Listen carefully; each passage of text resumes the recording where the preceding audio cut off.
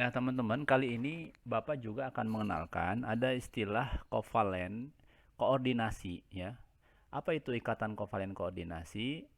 Ikatan kovalen koordinasi itu nama lainnya ikatan datif atau ikatan semi polar. Nanti kita akan mengenal lebih jauh apa pengertian polar ya. Nah, ikatan kovalen koordinasi itu terjadi karena jika ada elektron yang dipakai bersama namun hanya berasal dari salah satu atom penyusunnya. Jadi ini unik teman-teman. Jadi kalau kovalen biasa itu digunakan bersama-sama ya, karena masing-masing saling menyumbang begitu, akhirnya dipakai bersama-sama. Seperti dalam video anak yang mau beli bola harganya 10.000, tapi dia bilang ke kakaknya hanya punya 5.000, akhirnya kakaknya menambahkan 5.000, jadi 10.000. Nah, kalau itu kovalen kovalen biasa. Nah, kalau kovalen koordinasi ini mirip seperti eh, ikatan ion ya, di mana hanya salah satu yang menyerahkan. Namun dalam proses ikatannya ini terjadi proses pemakaian bersama ya dalam senyawanya seperti itu. Nah, sebagai contoh misalnya ini adalah amonium molekul ya. Jadi molekul amonium atau NH3 ya, kemudian dia bertemu ion H+ jadi NH4Cl. Nah, bagaimana cara penggambarannya, struktur Lewisnya? Mari kita simak penjelasan berikut. Baik, kita masuk ke contoh. Misalnya, bagaimana proses penggambaran struktur Lewis pada ikatan kovalen koordinasi. Misalnya ada gambarkan struktur Lewis dari zat SO2, sulfur dioksida. Nomor atom S itu 16, nomor atom O itu 8 ya. Nah, ini bisa kita jawab dimulai dengan membuat konfigurasi elektron. Ya, untuk atom S ini ada 16 nomor atomnya, konfigurasinya 2, 8, 6 gitu kan. Kemudian untuk O ada 8, dia 2, 6 gitu. Nah, yang digunakan untuk berikatan masing-masing adalah elektron valensi. Ini 6, ini juga 6. Jadi sama-sama 6 nih, teman-teman. Nah, ini kita lambangkan dengan dot misalnya. Ini dengan cross elektron ya, seperti itu. Ini supaya agak beda. Nah, kemudian bagaimana SO2 dalam bentuk dua dimensi ya, kita gambarkan di sini S ya kan. Nah, di kiri O, sekanan O gitu ya. Oksigen itu ada 6 elektron valensi. Untuk menjadi 8 dia butuh 2 elektron kan? Maka kalau dia butuh 2, dekatkanlah 2. Silangnya dekatkan 2 ya kan, sisanya jauhkan seperti ini. O yang kanan juga sama ya kan, 2 dekatkan ke S maksudnya. Sisanya jauhkan seperti ini. Ya. Nah, dari S memberikan berapa, teman-teman? Ya, ini karena ada 2 pasang, ya kasih 2 pasang pengantinnya, ya kan, biar tidak jealous ya. Ini juga sama, 2. Jangan dikasih 3 di sini, nggak boleh. Ya, sisanya S itu kan ada 6. Ya, di sini baru terpakai 4, maka kita berikan di sini. Nah, seperti ini, teman-teman ya. Nah, sekarang kita cek kestabilan dari masing-masing atom. Untuk S, ini apakah sudah stabil? Kita lihat. Nah, ini sudah 8. Dia sudah memenuhi kaidah oktet ya kan, maka kita kasih dia senyum ya, udah tersenyum ya, seperti itu karena dia sudah stabil. Kemudian O yang kanan kita lihat set. Nah, ini juga sudah 8 ya kan ya, sudah stabil seperti itu. Nah, sekarang S bagaimana, teman-teman? S itu dia sudah punya 6 elektron valensinya. Untuk jadi 8 butuh berapa? Butuh 2 lagi. Sementara di sini ada 2 dari O yang kiri, 2 dari O yang kanan. Apakah kalau diambil semua? Boleh? Kalau diambil semua dilingkari gitu, ya kan? Ini jadi 10. Itu tidak boleh. Melanggar aturan oktet, ya kan? Maka kita boleh pilih salah satu. Ya, seperti ini misalnya. S hanya ingin menggunakan elektron bersamanya dari O yang kiri, ya kan? Set, digambarkan seperti ini. Nah, ini jangan ngambil yang merah lagi. Cukup yang milik dia. Nah, seperti ini, teman-teman. Ya kan? Jadi kalau kita hitung 1, 2, 3, 4, 5, 6, 7, 8. Nah, ini juga udah stabil. Nah, sekarang yang ingin Bapak pertanyakan kepada teman-teman adalah apa bedanya antara ini yang Bapak arsir nih, ya kan? Nih, sama ini. Apa bedanya? Ya, betul. Bedanya adalah kalau ini menggunakan pasangan elektron secara bersama-sama baik dari S maupun dari S maupun dari O untuk berikatan. Sementara kalau ini oksigen mengambil elektronnya O sebanyak 2, ya kan? Tapi S di sini tidak mengambil yang tanda silang dari O untuk jadi stabil. Nah, jadi artinya apa? Ini hanya satu arah saja. Kalau kita gambarkan teman-teman dalam bentuk tangan, ini oksigen. Ini kan rangkap dua ya, dua pasang seperti ini gitu ya. Kemudian ini S. Nah, karena ini hanya S saja yang memberikan ke O, sementara S tidak menggunakan elektron dari O, lambangnya seperti ini. Set, tanda panah. Oh, nah artinya apa? Jadi S ini memberikan meminjamkan elektron ke O, sementara S sendiri tidak menggunakan elektron dari O untuk stabil ya, seperti itu. Paham ya teman-teman? Ini namanya ikatan kovalen koordinasi. Biasanya lambangnya ada tanda panah dari salah satu pihak seperti itu. Beda dengan ini. Kalau ini kan berarti bersama-sama. Terima kasih. Semoga lebih jelas ya.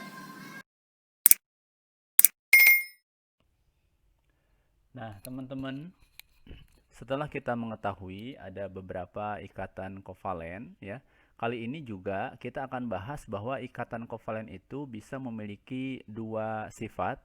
Yang pertama yaitu ikatan kovalen yang bersifat polar ya. Yang kedua ikatan kovalen yang bersifat nonpolar.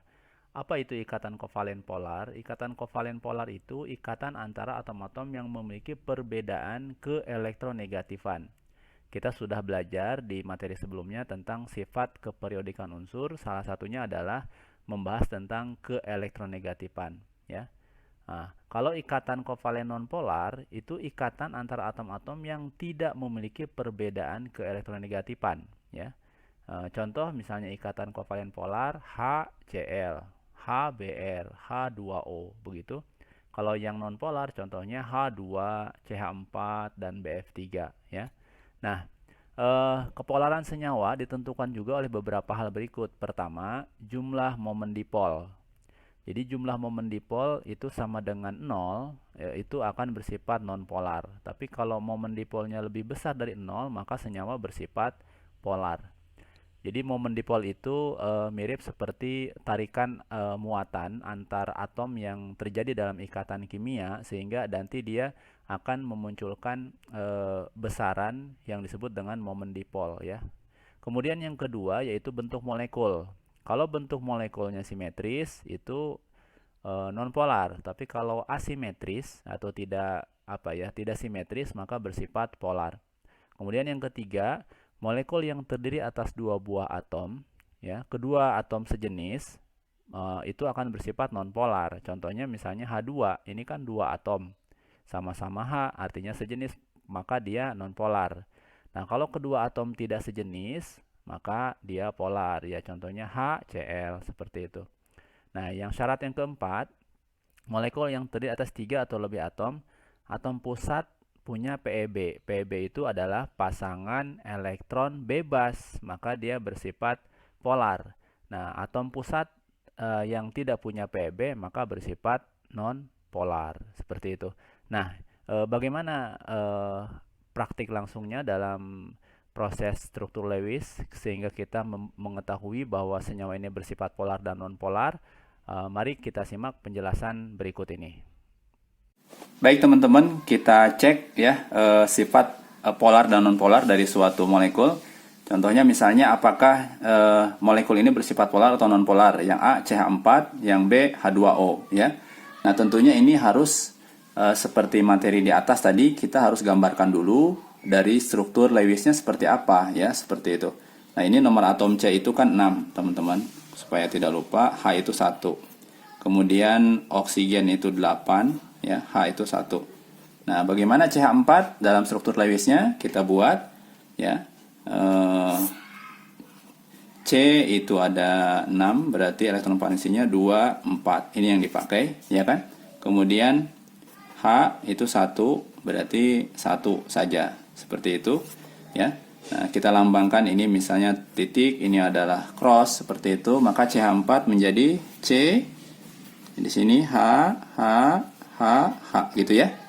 Nah, Ingat teman-teman, H itu dia membutuhkan satu lagi ya untuk menjadi duplet, maka dia gambar saja sini satu elektronnya, satu gitu kan. Dari C ya, karena dari H butuh satu, kasih juga satu masing-masing, 1 2 3 4. Nah seperti itu. Maka kalau kita checklist, ini stabil, ini stabil, ini stabil, yang atas stabil, nah C pun ke sini, nah stabil ya kan. Ini semuanya H itu duplet, yang C itu oktet. Nah, di sini teman-teman, kalau kita gambarkan dengan tangan berarti jadi H, C, H, ya kan? H, H, seperti ini. Nah, dari struktur Lewis yang ada, di sini kita lihat berapa jumlah PEI-nya, ya kan? PEI-nya berarti ada 4 pasang, berarti 4. Nah, kemudian PEB, pasangan elektron bebasnya ada berapa? Pasangan elektron bebas itu adalah pasangan elektron yang dimiliki oleh atom pusat, di mana di sini adalah C, tapi yang tidak dipakai berikatan. Karena di sini dipakai berikatan semua, maka PEB-nya 0. Seperti itu ya. Nah ini karena PEB-nya 0, maka dia bersifat non polar, ya, non polar seperti ini. Ya. Ciri yang lain selain PEB-nya 0 adalah C4 ini molekulnya simetris, ya. Artinya tiap sudut antar ikatannya itu sama, sehingga momen dipolnya 0. Nah, seperti itu. Ya, nanti kita coba bahas lebih lanjut ya. Kemudian yang B H2O, ya. H2O itu berarti H ini 1, O ini ada 8, 2,6, ya kan?